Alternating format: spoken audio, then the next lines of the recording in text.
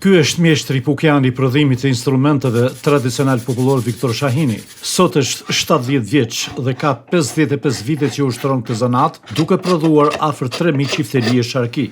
Çiftelinë e parë prodhoi kur ishte vetëm 12 vjeç.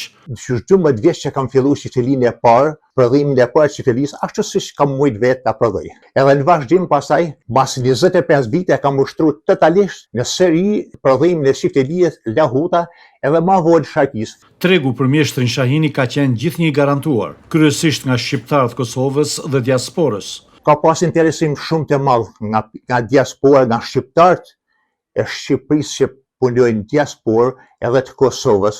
Viktori bashkë me Fran Palin, afër 40 vite më parë, arritën të prodhojnë instrumentin muzikor të violinës, çka e bëri shumë të njohur mjeshtrinë e tij, sidomos në prodhimin e instrumenteve tradicional popullor.